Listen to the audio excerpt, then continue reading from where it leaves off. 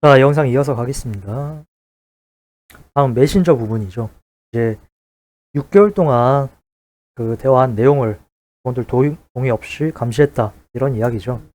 그래서 해당 부분은 아내분께서 하신 일인가 봐요. 뭐 이제 자기들 사내 메신저가 필요했고 네이버에서 무료로 제공한 게 있어서 그걸 썼고 그걸 사용하던 도중에 유로 모델 전환을 반드시 해야 했고 그래서 유로로 전환을 했더니 감사 기능이 있었다. 그래서 해당 감사 기능을 처음에 이렇게 써보니까 직원들 대화도 다 나오네. 이렇게 직원들 대화를 조금 봤다는 거죠. 이렇게 조금 보다 보니까 내 아들 이야기가 있네. 내 남편 이야기도 있네. 특정 커뮤니티에 사용한 혐오 단어도 있네. 하면서 6개월 내용을 다 봤다.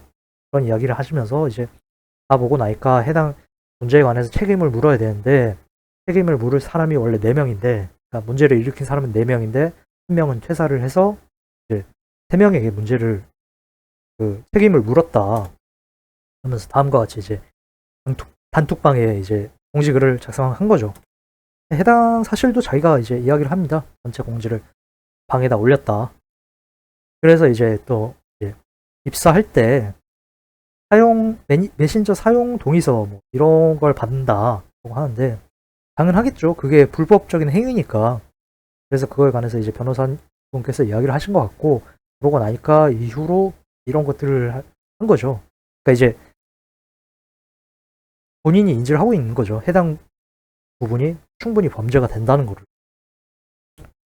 근데 이걸 어떻게 이렇게 당당하게 이야기를 하실 수 있는 건지. 그러니까 동의 없이 사생활을 감시하는 것이 정당할까요? 그러니까 저희 중 그 누구도 다른 사람의 뒷담을 까지 않은 사람은 없을 겁니다. 물론 그 행위가 잘했다는 것은 아닙니다. 근데 단순히 뒷담을 깠다는 이유로 그 사람의 사생활을 감시하는 것, 훔쳐보는 것, 동의 없이 훔쳐보는 것이 정당하다? 그렇다면 강용우 씨도 분명히 있겠죠. 강용우 씨 아내분도 있겠죠. 그럼 전 국민이 강용우 씨와 강용우 씨 아내의 아내분의 카톡을 봐도 되겠네요. 안에 CCTV를 달아도 되겠네요. 당연히 아니지 않을까 싶습니다. 그리고 더욱이 아들 이야기를 왜 하시는 건지 좀 잘 이해가 되지 않는 게 그러니까 아들 이야기를 하시면서 그것 때문에 내가 끝까지 읽었다라고 이야기를 하시는데 과연 아들 이야기가 없었어도 끝까지 읽지 않았을까라는 생각도 들고요. 그리고 그러니까 그 아내분께서 말씀하셨듯이 남의 일기장 이렇게 훔쳐보는 느낌이었다. 관음 이런 느낌이었다. 그러면 남의 일기장을 처음부터 끝까지 보는 것은 범죄이고 처음부터 반까지 보는 건 괜찮나요? 아니 애초에 메신저 첫 부분부터 아들 이야기가 나오진 않았을 거 아닙니까? 그럼 첫 몇 장만 남의 일기장 첫 몇 장만 본 게 아니라 상당 부분 봤다는 건데 이미 그 시점에서 문제가 되는 건데 뭘 그걸 자랑스럽게 이야기를 하실까요? 오케이 새 직원분은 고의적인 문제 저지른 거 아니겠습니까? 그러니까 그분들 문제 없다 하겠습니다. 다른 직원들은요? 다른 직원들은 문제를 일으키지 않았는데 분명 그분들 개인정보 침해됐죠. 프라이버시 박살났죠. 심지어 해당 변호사가 해당 부분 범죄가 될 수 있다 이야기도 해주셨죠. 근데 왜 사과를 했다는 이야기가 없나요? 분명히 이거 해명 영상입니다. 해명 영상이요. 지금 아내분께서는 프라이버시 침해를 하셨고요. 프라이버시 침해를 받은 피해자분들에 대한 사과가 있었어야 했습니다. 이미 그때 하다못해 지금이라도 사과 이야기가 있었어요. 그런데 영상 내용에서는 피해자들의 피해에 관해서는 관심이 없고 내가 받은 피해에 관해서만 줄창 이야기를 놓을 뿐입니다. 네. 그거 보면서 그냥 알카에다인가 이분? 이 생각밖에 안 들었어요. 알카에다 보세요. 파리 테러 우리가 계획했다. 이 사람들은 이걸 자기가 잘못했다고 생각하진 않아요. 그러니까 피해자들에게 이렇게 대놓고 이야기를 하는 거죠. 마찬가지입니다. 이게 정말 범죄고 잘못한 거고 그러니까 정말 이해가 안 되는 게 스스로도 남의 거 훔쳐보는 것 같다 라고 이야기를 하는데 훔쳐보는 거 잘못 아닙니까? 잘못을 어떻게 피해자에게 사과하면서 알리는 게 아니라 그냥 난 이거 네 카톡 좀 봤어 이 이야기를 단톡방에 이렇게 올릴 수 있나요? 본인이 잘못했다고 생각을 안 하니까 그러니까 자기가 입은 피해만이 중요하니까 단톡 공지방에 이렇게 올리는 거죠.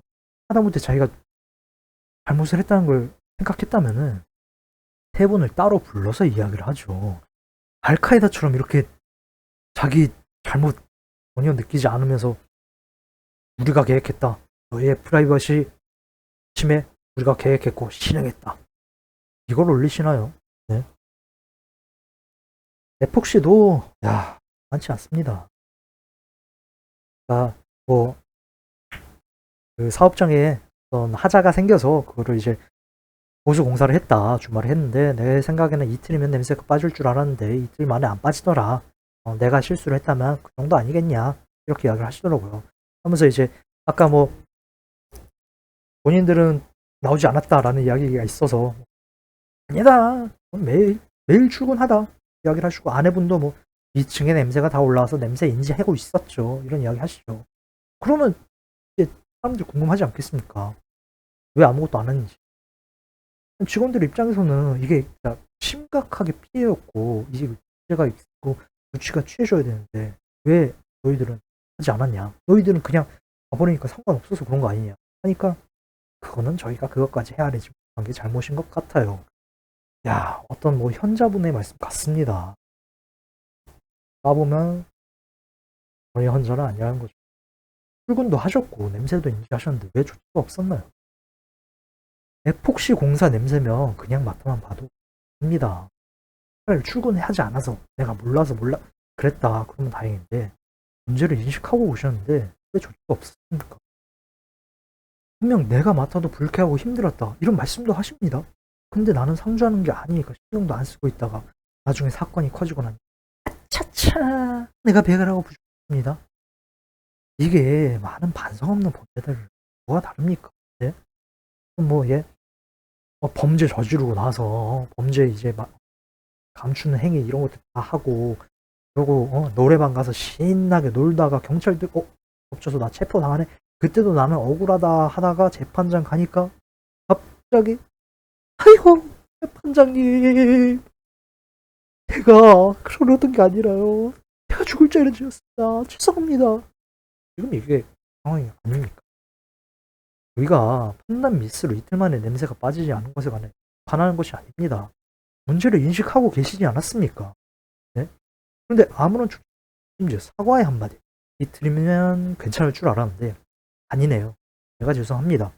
라는 말이 왜 사건이 커진 지금에서 나옵니까? 이게 미안해서 사과를 하시는 건가요? 사건이 커져서 사과를 하시는 건가요? 이 뒤에 임금 체불 내용도 이걸 왜 그렇게 길게 해명을 하시는 건지 모르겠는데 그냥 잘못을 하신 거더라고요. 네. 잘못을 해서 노동청에서 고발이 들어왔고 네. 그래서 한 반년인가 좀 지나서 입금해 주신 것 같더라고요. 네. 그 자료들 보니까 그냥 본인들 잘못인데 그걸 이제 와서 사과를 하셔요. 그때 당사자랑 풀었으면 되는 거 아닌가요? 왜 사건이 커지니까 사과를 하시는 미안해서 사과하시는 거 맞으시죠? 이거 말고도 사실 여직원 탈의실이나 전화 정리해고 이런 부분들 해명이 필요한 것 같기도 합니다만 크게 중요한 거 아닌 것 같기도 하고 보면 제 추측성 그런 게 너무 심하니까 넘어가겠고요. 결론적으로 분명 무고한 것들이 있는 건 분명해요. 근데 그것이 모든 컴퍼니가 무고한 것이 되지는 않습니다. 제가 느낀 바는요. 본인들의 피해는 굉장히 민감하게 반응을 하시는데 본인들로 인해 다른 사람들의 피해는 굉장히 둔감하셔요. 심지어 주변 사람이 너 이거 범죄야 잘못이야 라고 말하셨는데 당당하게 합니다. 어떻게 이런 내용을 갖고 나와서 본인들 무고하다 이거 해명 영상이다 이야기를 하시는 건지 일반 감정으로 이해할 수가 없어요. 개와의 소통은 그렇게 강조하시는 거예요. 인간과의 소통은 사건 터지기 전까지 이렇게 무심하십니까? 안타깝습니다.